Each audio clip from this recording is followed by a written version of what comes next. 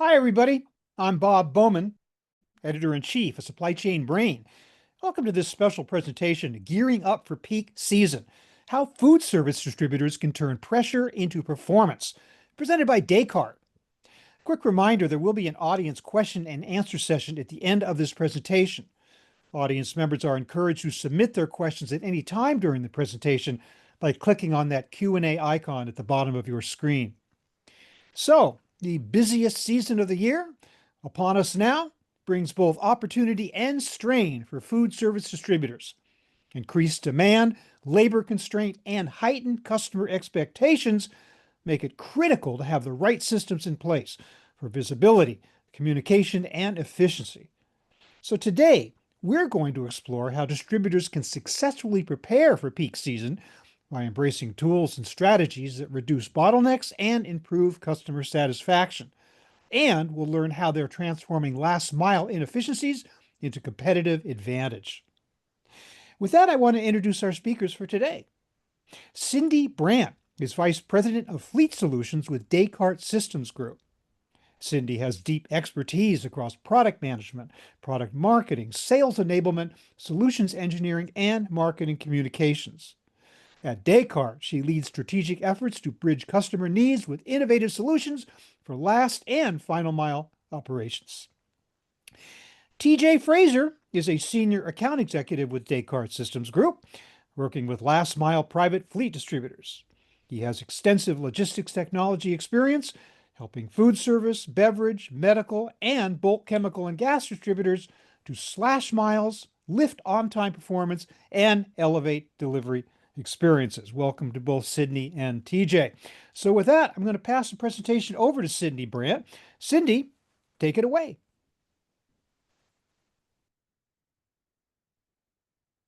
Sydney, you got to unmute.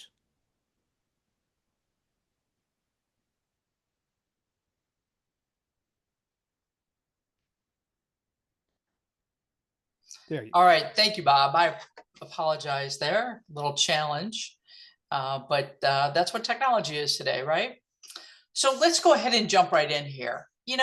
Every year we tell ourselves the peak season is going to be different this time. But once orders hit, the same bottlenecks rear their heads. Demand spikes, there's not enough trucks, there's not enough drivers, the warehouse feels 4 sizes too small. I hear this many times from customers. And of course, what I've learned is that these aren't failures. They're really predictable friction points that we can 100% plan for.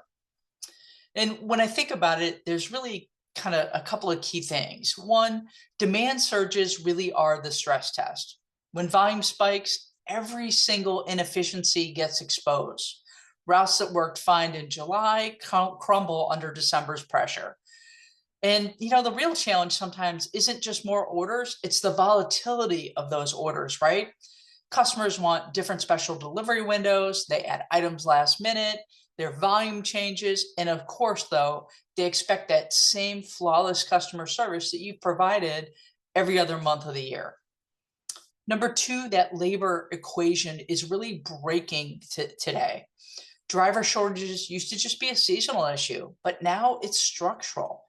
During peak, we're pulling in temporary labor, drivers are working overtime, dispatchers are burning the candles at both ends. What happens is fatigue, and fatigue leads to errors. Misscanned products, wrong deliveries, safety challenges, and of course, for the warehouse staff, that learning curve during peak is sometimes just entirely too steep when you're onboarding people by the tens or dozens. Third, warehouse capacity really starts to become a bottleneck. And it's not just that you're running out of space, it's running out of what I like to say flow.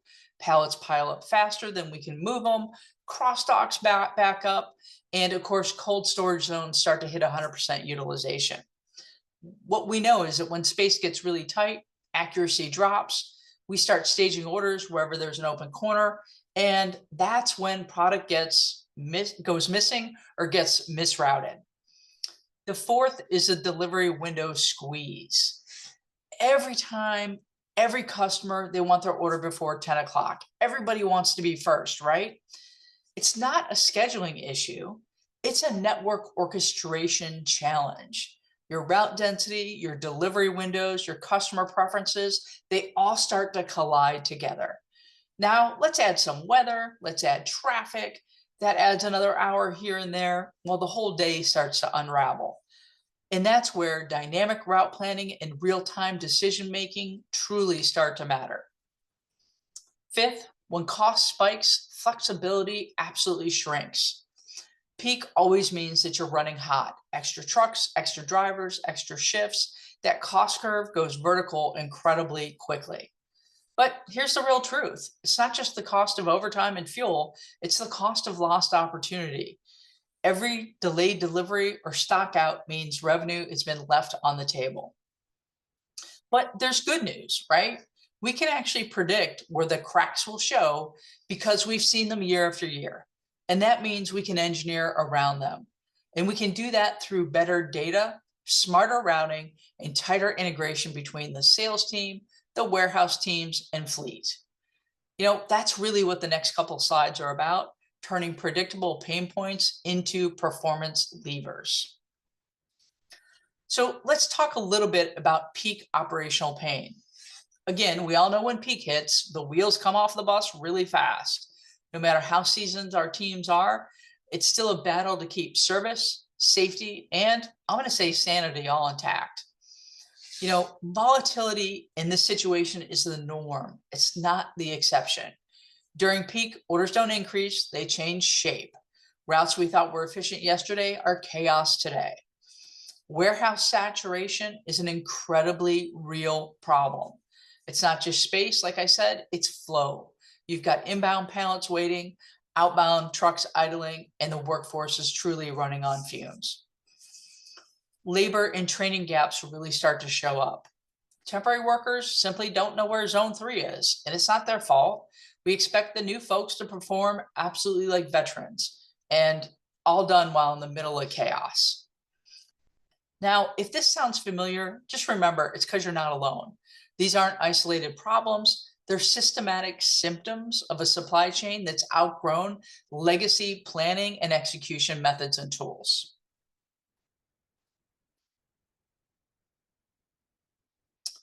When we think about peak sales and service pain, we got to think about what's happening with sales relative to operations.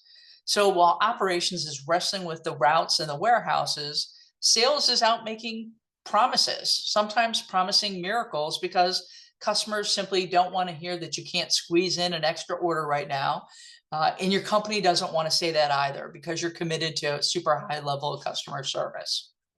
So you have to remember that customer expectations don't soften at all during the peak. They actually harden a little bit. Everybody wants their order sooner.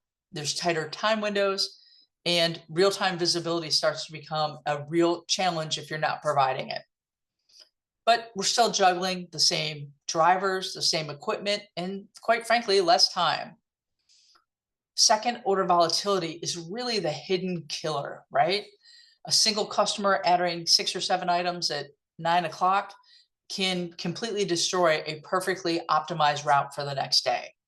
And there's a domino effect that hits the warehouse, dispatch, drivers, and ultimately, potentially your customer service score with that customer. Customer communication and just communication in general becomes overload. It starts to burn people out. When there's too many calls, text, and emails, it triples the number of those inbound calls that your customer service reps have to handle. And then it creates pressure on the dispatch teams as well, because these customer service folks are getting communications inbound from the customer. They're getting communications inbound from the sales reps. It's just too much to manage without some automation. And then lastly, margins start to really get squeezed from both sides. Overtime pay goes up, fuel costs go up, but pricing oftentimes stays locked in based upon contracts you might have. It's the perfect storm for margin erosion. So what do, right? We can't stop peak season, but we can modernize how we handle it by putting data, automation, and dynamic planning to work.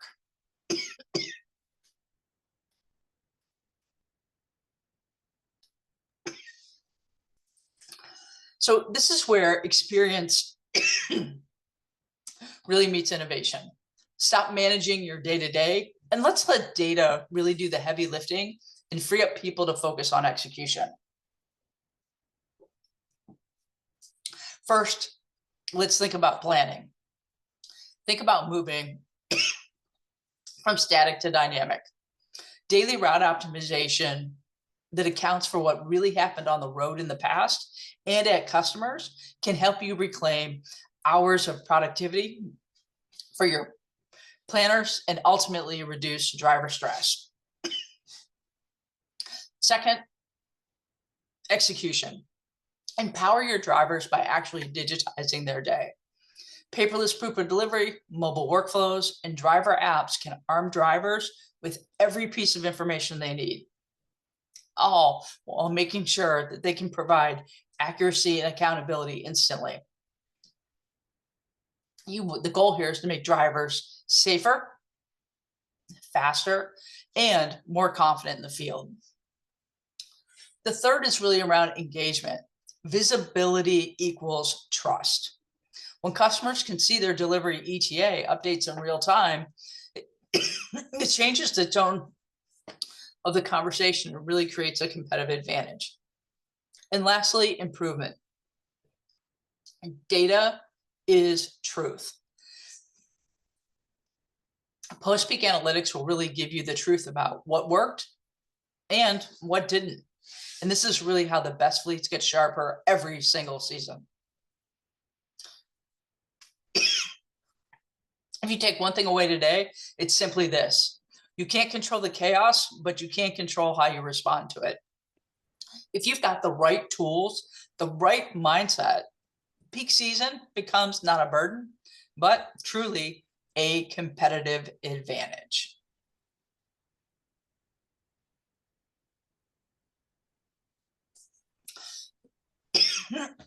So with Descartes, we have a couple things here. We want to make sure you understand if you have the right complement of solutions, you can conquer these peak movements. The first is making sure you have a great route optimization tool. You want to make sure that you're using a daily route optimization tool that's going to provide you flexibility and let you move from static to dynamic routing. The second is making sure that you have a dispatch and execution tool. Make sure you can deal with real-time changes in the morning, real-time changes during the day, but also make sure that your mobile workers have the right tools to do the right.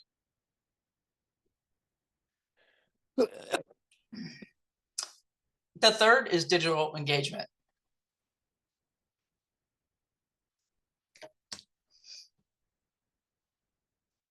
The third is digital engagement. We want to make sure that customers have the right notifications at the right time. This makes sure that you're communicating what's happening with the order throughout the entire journey. The fourth is making sure your drivers are safe. Are they getting the right training?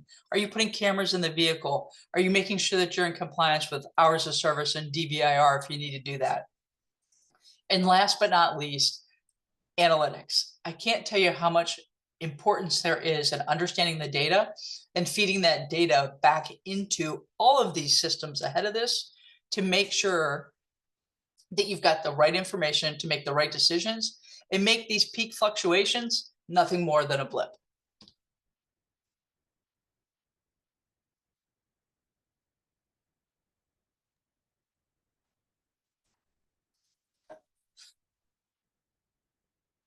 Well, thank you very much, Cindy.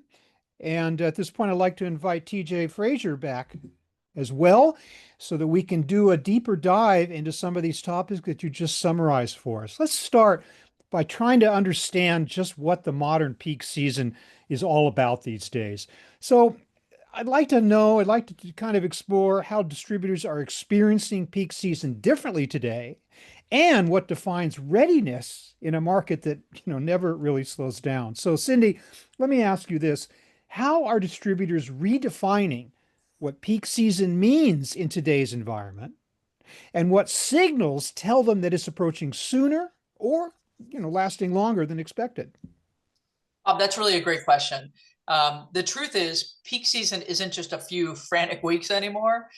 It's becoming a rolling state of incredibly high demand. Distributors are seeing orders surge earlier, stay elevated longer, and spike unpredictably because of extended promotions, labor shortages, and of course, tighter delivery customer expectations. Now, the signs show up really fast. Routes fill earlier, dock congestion starts weeks ahead, and of course, overtime becomes the norm. Smart operators and smart distributors now treat peak as continuous, a data-driven mode of operation. They want to make sure they're using real-time visibility and dynamic routing to stay agile across the entire year, not just peak. Okay, great observation there. TJ, what about you from your conversations in the market? Where do you see the most persistent points of friction during seasonal surges and what's driving them? I think really it's the unknowns of peak. It's what's going to happen next. Driver shortages, call outs, volume spikes that you're not expecting, last minute emergency orders. And in certain parts of the country, peak season usually indicates, hey, now we're going to have real weather concerns, bad driving conditions, slower drive times, all kinds of stuff that can happen. So Mm. a lot of these unpredictable events in volume spikes are really what's driving some uncharacteristic or unpredictable responses by distributors, really just to keep their head above water. So that's what's really driving it is unknown outcomes of peak season. Yeah. Cindy, what do you see as the biggest shifts in customer expectations that are now shaping how distributors plan for and manage peak activity? Customers today really expect that same precision and transparency they get from online transactions, right? As a consumer, they want tighter delivery windows, they want more options, they want real-time tracking, and of course, immediate communication if something changes, right? We're all living and dying by online text messages these days.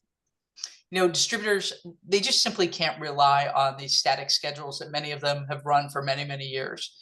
They need to be flexible in their routing. They need to engage digitally with their customers and provide proactive updates and make sure that those updates are built into every plan or every part of the order journey, if you will. In short, customer expectations are driving us to operate with much more visibility, much more speed, a higher level of accountability, and at higher levels than we ever have before, not just day to day, but especially during that peak season. Okay, so we're talking about a situation that's quite new, that the nature of peak season and the very, what constitutes a peak season is so different than it was in the past. But TJ, can distributors still use data from past peaks to better anticipate capacity, communications, service challenges before they escalate? Absolutely. Like you mentioned, peak might be a little bit different now. It might be a little bit longer, but it's been a gradual change. It hasn't just been an overnight change. So being able to understand the conditions of what peak is like year over year and having a calculated plan of how do you adjust and plan for that is a lot better than just reacting based on what we've been doing, previously. So hiring more drivers, having rental vehicles ready to go, and having adjusted route plans for the months of peak instead of just using what you typically use throughout the year is really going to improve the performance of distributors throughout this peak season. Additionally, communicating with your customers to find which ones can be more flexible, right? You kind of know over time which ones can I have an open conversation with to understand, hey, are you okay with moving? And then you've got some that hey, I can't move them. They're going to be on the same spot on the route every single day. But and Mhm. then also be empathetic. They're going through peak season too. It's not just the distributors, it's also your customers. So everybody's in this race together. Find some common ground, find some commonalities of where you all can work together will help make peak planning a lot more easier. Excellent point. So history does matter, even though we are facing in some ways an anomalous situation. You can look to the past for some guidance there. I want to get into this whole idea of what we might refer to as the new science of optimization.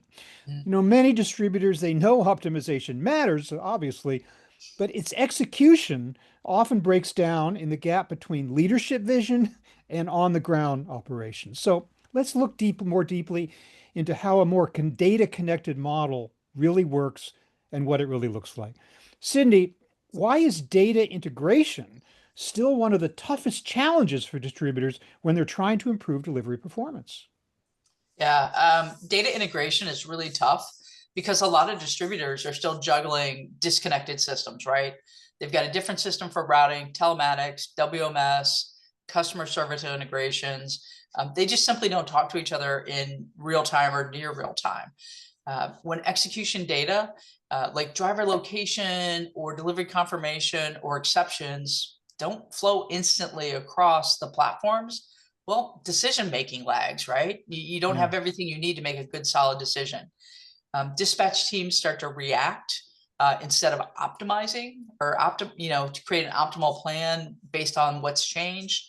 And customer service starts to work blindly because they don't understand what the changes to the plan are either. I really think that you can't get true performance improvement um, unless you really integrate that real-time execution data in making sure that every route, every stop, every scan, if you will, you want to turn it into live intelligence that helps you adjust on the fly and not after the fact. And you can only do that with truly integrated systems. Yeah. There's always obviously been a gap between planning and execution. I mean, it's historically, that's just the reality of what we're talking about here. But I think we're exploring some ways in order to address that gap, expect it to happen, and do a better job of executing it through this idea of data integration. All right, so TJ, help us understand, like, walk us through some practical ways that food distributors can break down these data silos between routing, inventory, customer systems. Yeah, it's having solid built integrations between these disparate and siloed platforms, right? Utilizing tools like APIs to write these integrations that can flow in real time between your operational systems to make sure each part of the distribution process is on the same page. Sales, warehouse, routers, dispatchers, all the way to customer service reps and sales reps and the customers themselves, right? If we're flowing data from, hey, here's what the customer ordered that day, flow it to your WMS. Well, hey, we're out of a certain product. Well, how does that adjust and change how we're going to route that day? That'll definitely affect the amount of service time that we plan for, which could then in turn change the ETA for that customer. So making sure that all of these data flows and their implications in the routing process, execution process, ETAs that are being sent back to the customer, all flowing together. That's a real way that I've seen some food distributors really excel in the very end of being able to deliver an accurate ETA to their customers and having that open communication line to let them know, hey, we planned on being here at this time. We were short on your order. Now it's going to be, an updated ETA of later today. But having that Sure. communication between all the way from the start of when they place that order, all the way to the end when delivery is made. You know, we hear all the time about the importance of data. Data, data, data. You got to have data. The question, though, is what you do with that data. And Mhm. that's where the whole idea of analytics comes in, making sense of it. So, Sydney, how can distributors use analytics to shift from this notion of reactive scheduling to real proactive decision making? So I think when you think about analytics, I always say it lets you move from fighting fires to anticipating them and knowing when to put them out. When you analyze route performance, driver behavior, different customer behaviors, and even delivery patterns over time, you can start to really predict where bottlenecks or where late deliveries are likely to occur even before they happen, right? Instead of reacting to a missed window or overtime after the fact, planners can proactively adjust staffing, routes, delivery windows before the routes get on the road. In short, to me, analytics really turns scheduling from a daily scramble, if you will, into a strategic advantage. And it's simply because now every single data point helps make you smarter, helps you make faster decisions, and ultimately is going to keep customers happy and costs under control. That's great because, never before have we had the tools to ensure that level of agility Mhm. in responding to these anomalous events, the expected, unexpected, whatever you want to call them. So, TJ, help me understand, like, what are some early indicators that a company's optimization efforts are beginning to take hold, both operationally and financially?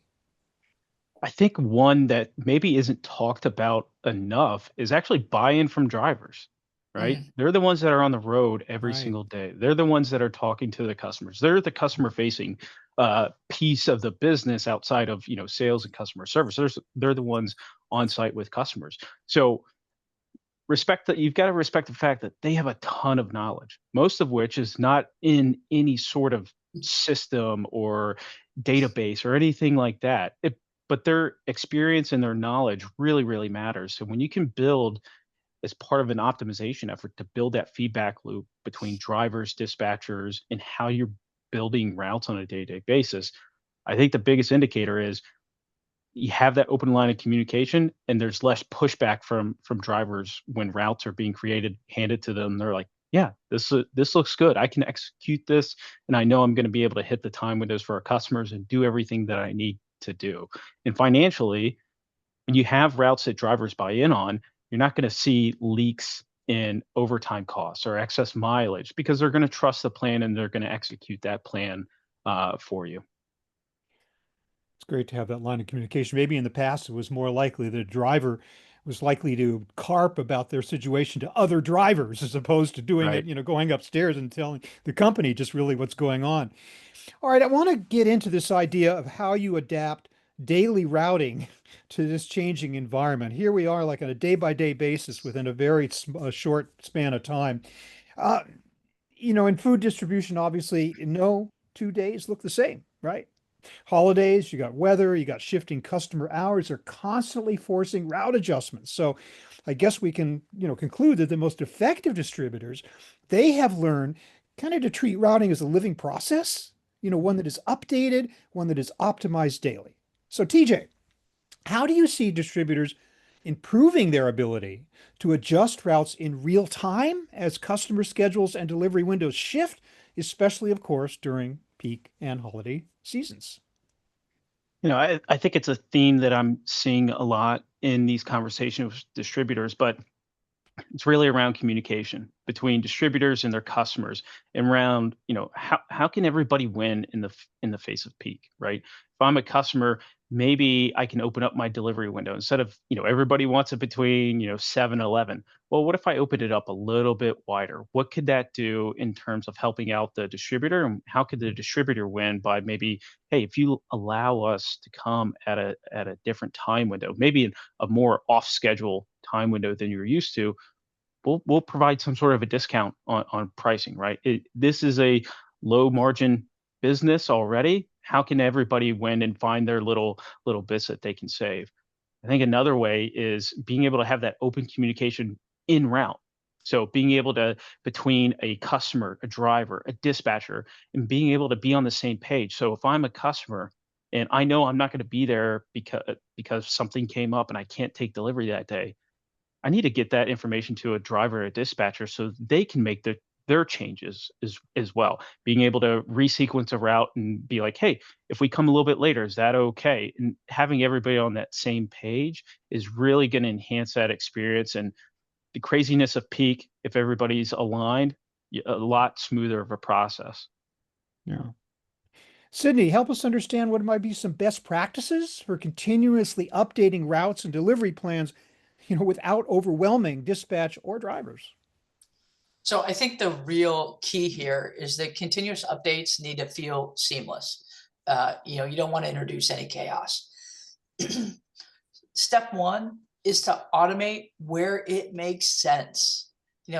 Dynamic optimization tools that adjust for order changers, driver callouts, or even traffic disruptions with as little manual intervention as possible, right? Super easy automation there. Second, keep communication super focused and digital, right? Push clear, concise updates directly to the driver's mobile devices instead of flooding them with text or calls. I mean, this aligns with what TJ said about communication, right? got to make sure that everybody's on the same page. When we think about dispatchers specifically, let's make sure we've got the right configurable alerts set up.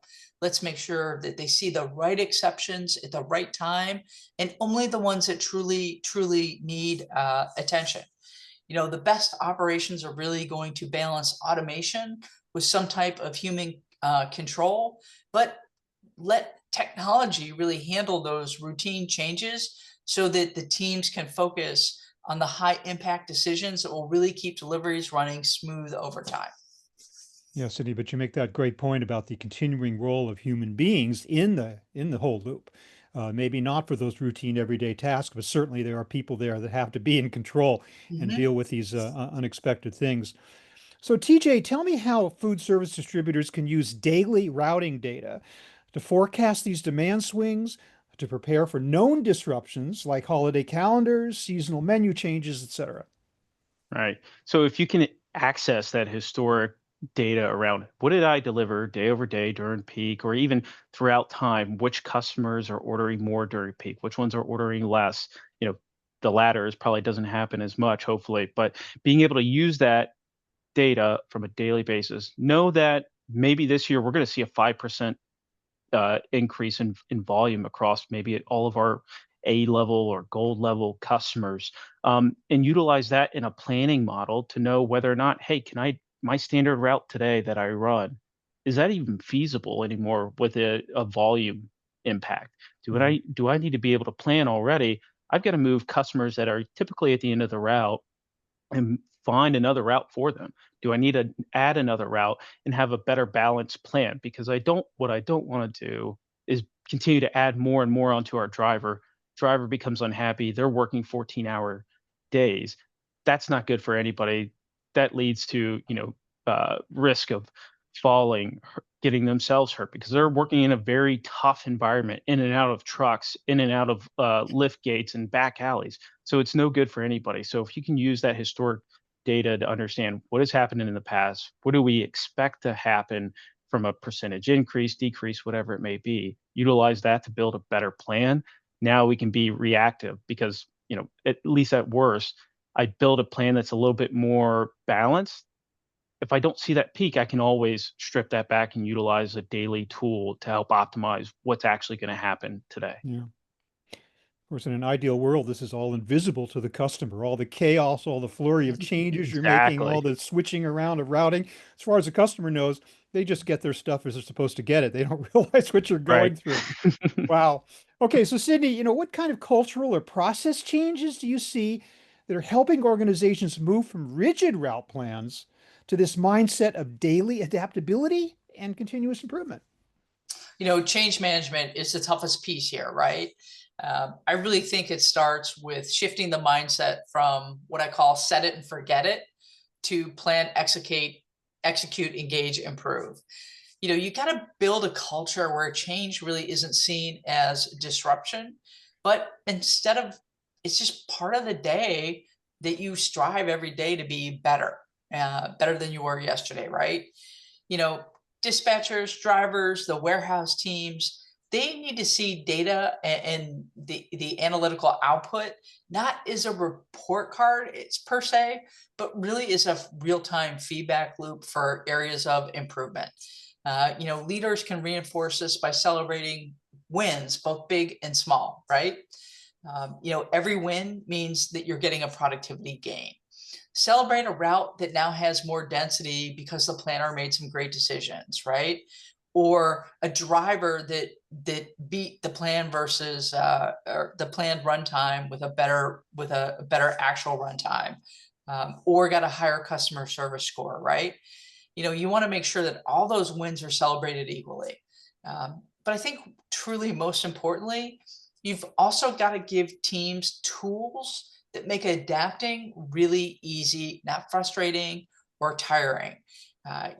Over time, if you really think about it, if you give people the right tools and the right information, it's going to create an organization that really thrives on flexibility, collaboration, and continuous learning, not rigid plans. Okay, I want to throw out this term customer centric. I think it's a little bit like the old adage about the weather. Everybody talks about it, but no one does anything about it. In this case, obviously, we have to. We have to understand just what does it mean to be customer centric? What does it mean to engage in so-called customer centric optimization with an eye towards service transformation? So, at the end of the day, this whole notion of automation, it isn't about technology, as we said, it's about delivering better, more predictable service. So let's kind of take a look into how these tools actually translate into customer impact. Mhm. Cindy, how do you see delivery visibility as influencing customer relationships in today's so-called on-demand market? I think delivery visibility is really become the new currency of trust in what I see now as an on-demand market. When customers can see exactly where their order is, get accurate ETAs, receive proactive notifications about changes in the route status, it really builds confidence and reduces friction overall. Visibility turns something that could be incredibly frustrating, such as an unanticipated delay, into a completely managed experience where the customer feels informed and most importantly, respected, right? Transparency today isn't just a nice to have, it's a key differentiator that strengthens loyalty and, quite frankly, is setting distributors apart from one another. Yeah, I think a lot of studies have shown it's interesting just how forgiving customers can be if they have that level of visibility. Maybe something's late, but as long as they know where it is, as long as they can see it coming toward them, and these days, almost, whether it's down the street or not, I think that really goes a long way toward keeping customers on your side. So, TJ, how are distributors using this service level data to improve communication and reliability with customers? Right. It, if you know how long it should take to deliver to a customer, everything's pretty great. But there's variabilities that happen, and each customer is a little bit different, right? Not every customer is just on the side of the street. You can just park there and then walk in the front door. There's a lot of mix between, especially customers that are service in the food service industry, of where you've got to go. So being able to use a machine learned service time model to better predict the accuracy of what the service time could is potentially going to be for each individual customer can really help narrow or kind of concentrate in on what is that ETA that you expect for that delivery. And it becomes a much more reliable amount to or number to that customer. Everybody, you kind of mentioned it, everybody hates that delivery where I'm expecting a package today, never get told that it's out for delivery. I get a late text at 10 o'clock tonight saying, oh yeah, hey, it's coming tomorrow. That communication and that experience is terrible because you're expecting it today. But if you can identify the specific data points which drive a calculated service time for each individual customer and each individual order based on volume and everything like that, understanding, hey, certain customers you have to go up a two-story walk up, or you have to go to a back alley, or there's not enough dock doors to service all of the deliveries that are happening at that customer that day. So maybe we pick a different time of day. You can get very specific with how much service time are you expected for each customer, which improves your route plans. Which then, when you communicate that ETA to your customer base, that becomes much more reliable that they can trust and they can plan their day around as well.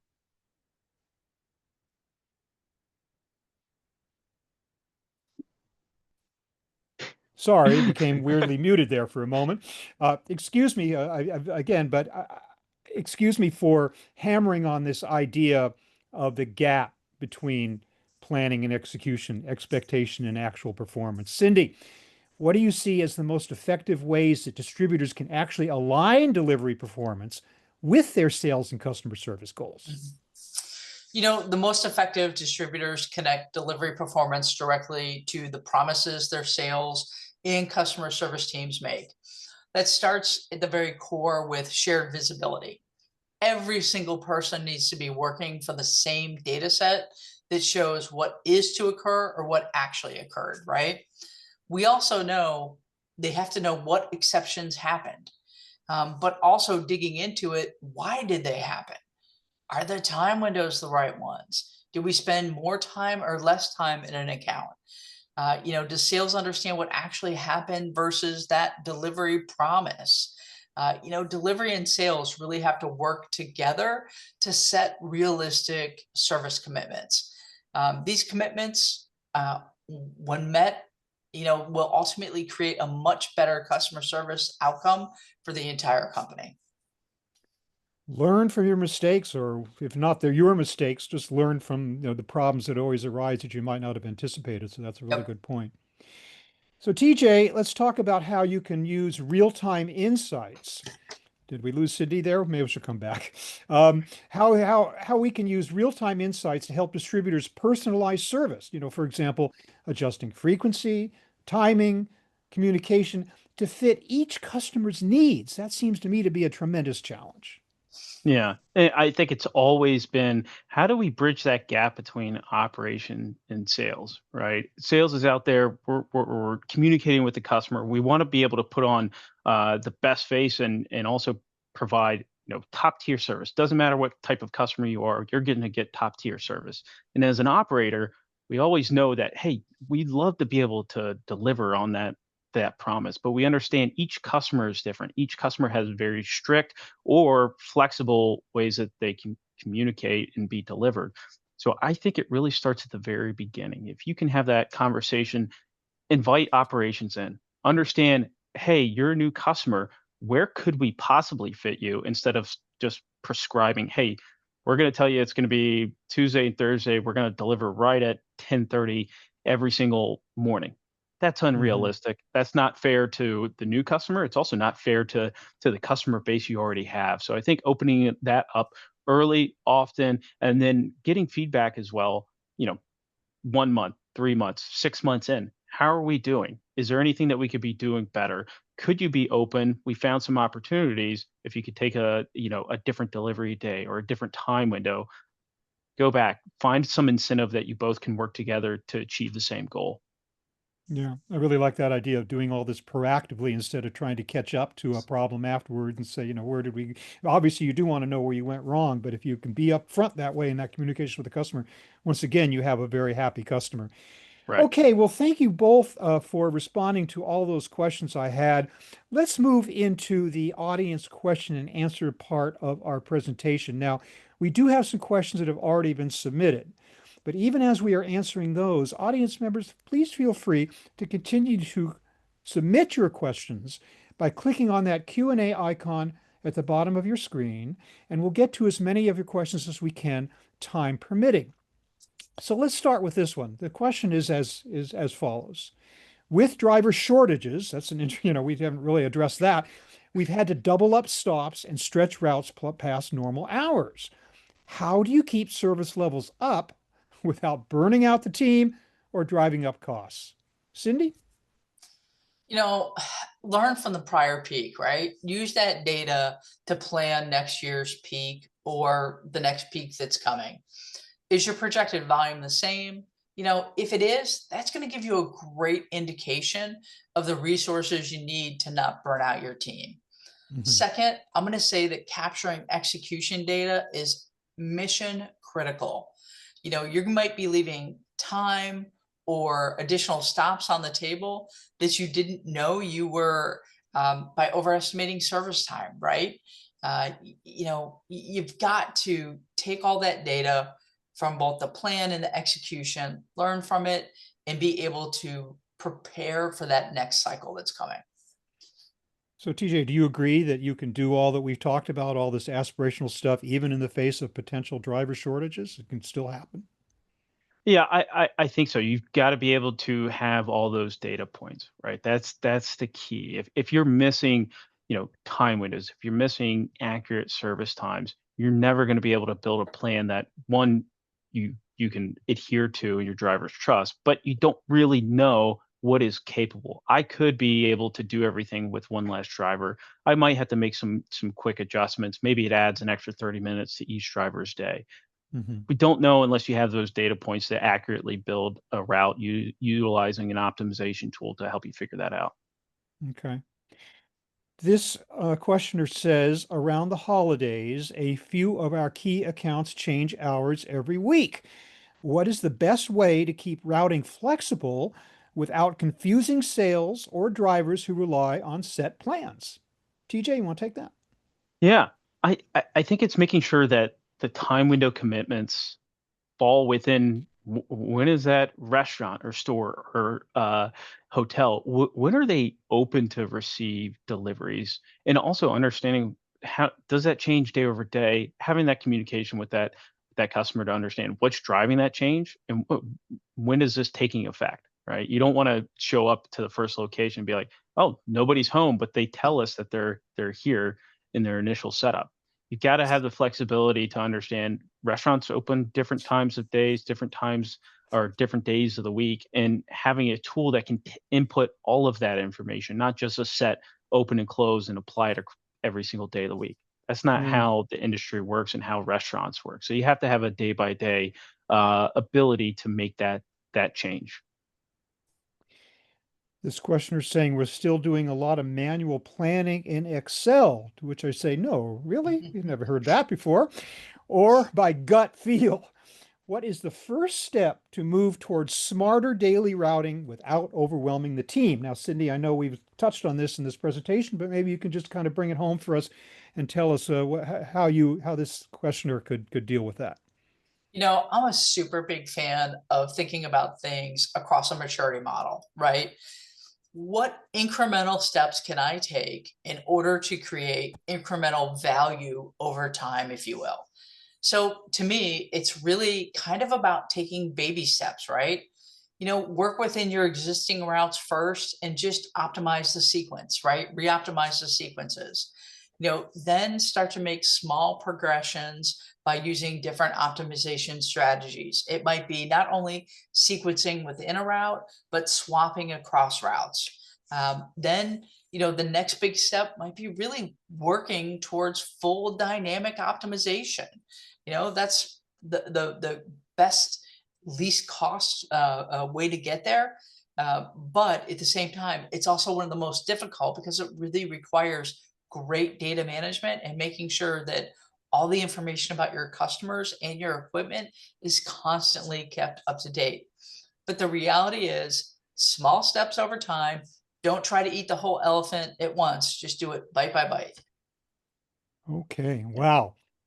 We got a lot of valuable insights from you guys in this last hour, and I really appreciate hearing what you have to say because it's just so timely. I mean, here we are just entering another peak season, but the whole idea of what is a peak season and how to deal with it is changing so fast that it's just great to hear both of you help us make our way through that big challenge.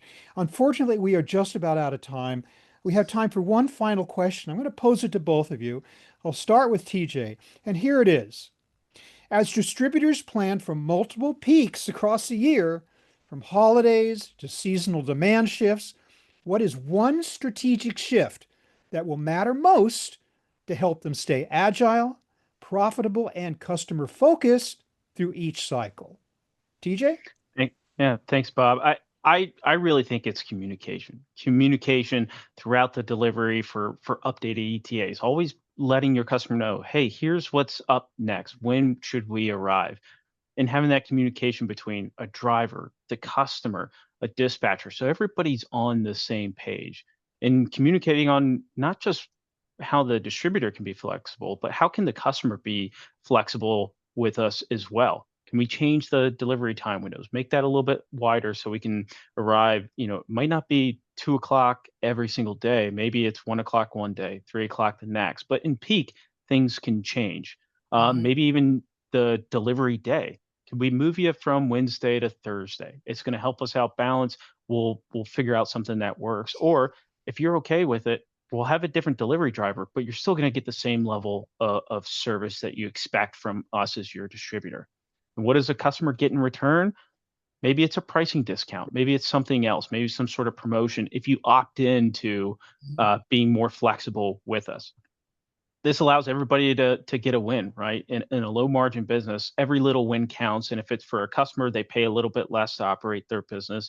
And if it's a distributor, now I can go find some more optimization, some more efficiencies to drive down my costs on a day-to-day basis.